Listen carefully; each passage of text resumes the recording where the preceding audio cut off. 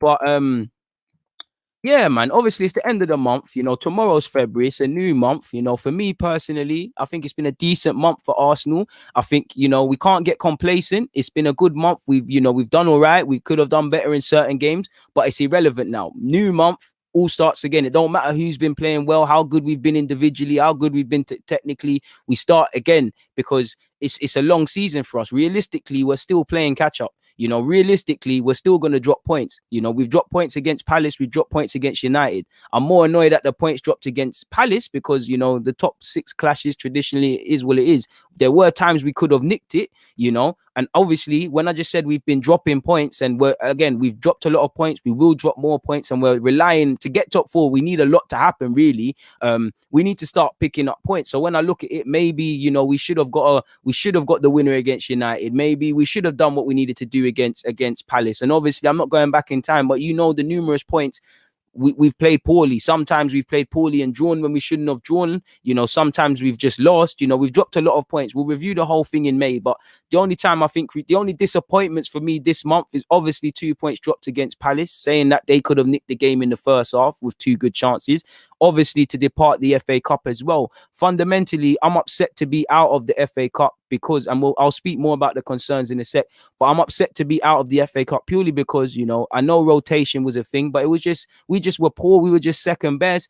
Obviously, right now, everything looks rosy. We're mathematically in the sort of running to qualify for the Europa League and the Champions League. We're still in the Europa, and I'm not trying to be negative, but at the same time, you've got to look at it the other way. We've gone out the FA Cup, and we know the FA Cup saved our bacon because it gave us Europa League football, European football last year. We're not in that now. Again, I could be wrong, but didn't the Carling Cup used to bring you Europa League football as well? So that's 2 cups that we didn't do the business in. We're still in the Europa League, but you've got a couple English clubs with us. You've got Leicester, you've got United, you've got Spurs, you've got a couple European big powerhouses there as well. We don't know how that's going to go. So there's a chance that we still might not get Europe. And Europe, Champions League's the goal. Europe has to be the minimum for us people. And obviously, if we don't get into Europe in any capacity, as you saw last year, you can see the financial effects that these things are having, people. So again, we need to compete. But in terms of the positives, I feel we've put a run of form together. Again, yes, we've beaten Brighton, we've beaten West Brom, we've beaten Newcastle. Take nothing away from all of those games, especially the fact of Brighton and West Brom. They was away from home, and we won back-to-back away from home. But same way, I've only included these games because, like I said, a win's a win. Take nothing away from it, people.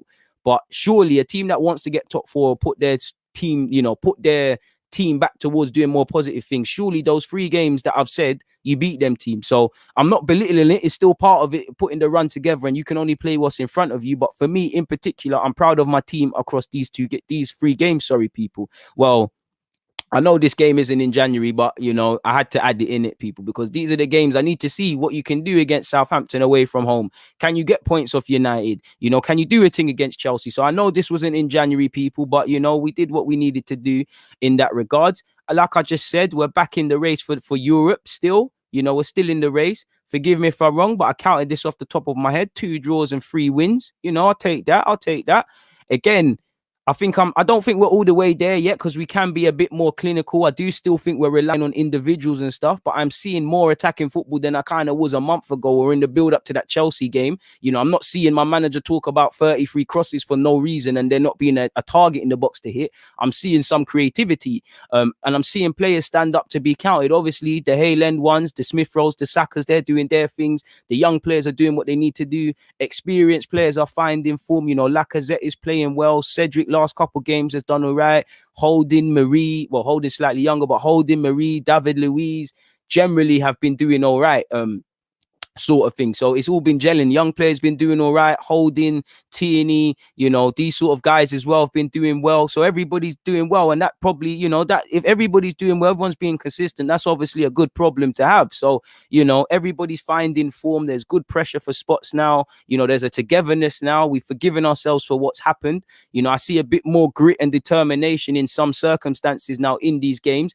We're a bit more productive in the final third. Still a long way to go, of course. We're still open on the the transition defensively, still not exactly clinical in the final third, but were dramatically better than going into that Chelsea game. For me, there's a bit more togetherness. There's pressure on spaces. As I said, there's young players bossing it. Older players are finding their mojo. And, we've had some high scoring games. Yeah, I would have, we've got 5 clean sheets in a second now, people. Leno's still up there. I think he's one behind Martinez. It was fantastic to beat West Brom 4-0, but it should be done. I'm just saying for the goals. Convincing win to a degree against Southampton based on the scoreline. 2 points dropped. Maybe, in both these games, you could say 2 point. I could say I think it's a point gain. Well, a point gained here, 2 points dropped here. But you could say it's a point gained in both. You could say it's 2 points dropped in both. The reality is, when you look at it, when you add up that's 4 points of these 2 games, and when you add in all the other games we've dropped points, we're playing catch up, people. And then for me, I wouldn't say concerns, but for me, I still think it's a bit early, people. Just for me, anyways. I just think it's a bit early.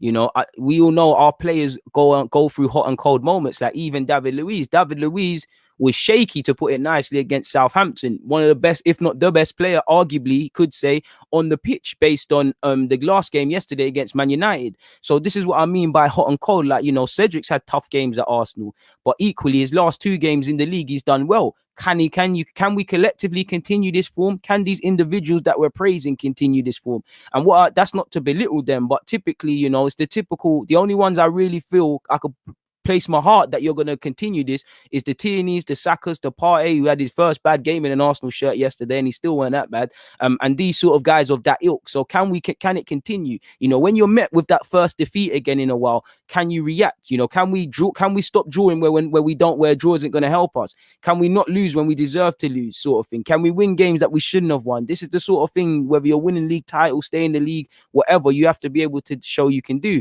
So for me, can you continue? Can the players continue this? And collectively, can we continue this? Because everything's going. Say football, football is like the weather. When it rains, it pours, sort of thing. Good and bad. Everything's going well for us, so we're getting the rubber, the green. When everything was going bad, you could see it with the run prior to the Chelsea game, sort of thing. I still think we're relying on individuals a lot, like we're talking about again, and I agree. Tierney wasn't there against Crystal Palace, and we was lacking. But we shouldn't be, a team that's playing like how Crystal Palace played with a low block and all those sort of things. We shouldn't be talking about our left back weren't there. We can't create. You get it? In the same way, to a degree, we weren't really saying that last game because we was missing the real tugs. We was missing Saka, missing Tierney. Aubameyang weren't there. We was missing guys. We weren't saying that. And to be fair, injuries, people not being in the team for whatever reason, this happens in the season. You have to go on and get it done, really. Sort of thing. I still think there's a lot of work to be done with our defensive transitions. I still think we're carrying certain players as well. Like Bellerin hasn't been bad. I still think we're carrying him. I think the one I could definitely say we're carrying Willian, and it's got to the point now where you got to save him from you've got to save him from himself now. Don't play the Don. At the end of the day, people, are we having a good season? No, we're feeling better as Arsenal fans because based on the previous standards we set in this year, we're doing a bit better. If we look at it on a neutral point of view and without any emotion, it isn't good enough. I'm not trying to put a sour note on it. Let's be real. We're 9th. We're praising the fact that we're beating West Brom and these teams where we should be. We're 9th. We still have to rely on a lot of other things to happen with other teams. We're probably still going to drop points, and we have dropped points. So there's still a lot to be done, really. We're still 9th in the table regardless, and we're still relying on mistakes of others. Again, yesterday we did all right, but typically when we haven't got key players, we're struggling. And one wonders, until the transfer market happens in the summer where you can do something, we struggle to really put a quality 11 that we all believe in, but it highlights depth. And again, when we're talking about loaning out players, things can happen. Previously mentioned the FA Cup and the last 2 draws for different reasons. Could we have been more clinical against United? Yes, our points cool. Yes, we could have lost it at times, but could we have been a bit clinical in that game and nicked it, sort of thing, and capitalized on those moments? Because we were a bit timid at times.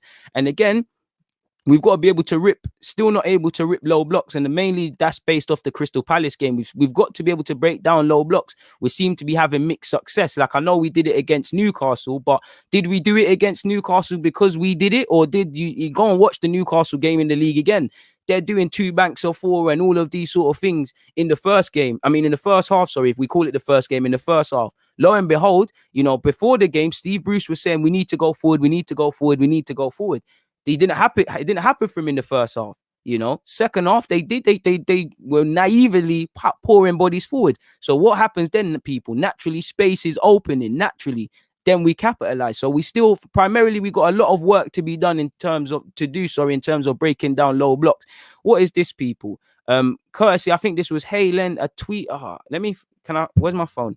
I like to give credit. I found this tweet. Again, the information's out there, but I found this tweet via, his name is Halen something. I like to give credit because I copied and pasted it. What's his name? Hayland Arsenal, at Hayland Arsenal. So big up yourself. But you know, since Boxing Day, and obviously you can disregard the games we played in 2020, at the end of 2020, you know, 7 matches, 5 wins, 2 draws, 0 losses, 14 goals scored, and 2 goals conceded. So it does look good. But again, February could be saying something. Like I said, we can't rest on our laurels. You have to start as you mean to go. Again, we need to just keep going. It's simple. It's as simple as that. So that's how I feel in relation to an Arsenal fan in January. I'm a bit more upbeat, but there's a lot to go come, and I am very wary about what's to happen, really. And I'm wary about overpraising us. It's not that we don't deserve the praises. I'm waxing lyrical about us all the time, but when I look at it and say, cool, let me stop rating it because Arsenal, let me stop judging Arsenal on the previous poor Arsenal from a few weeks ago. And then when I look at it, it's not that I'm belittling it. It's these are standard things, sort of thing. So we'll see what happens. We'll see what happens, man. Again, all that matters is where we finish come May. But at least I'll give us this. We've clawed ourselves back into it. At the end of the day, last month we was talking about relegation. We was closer to the bottom than the top. Right now we're doing all right. Mathematically, I'm sure we can still win the league. As Arsene Wenger was saying, we all know we ain't winning the league. You know, top 4 is probably punching, top 6 is probably punching, but a man can dream. So yeah, that's all I've got in relation to my January thoughts, people. Thoughts in January as an Arsenal fan, really and truly. Let me see what you lot are saying.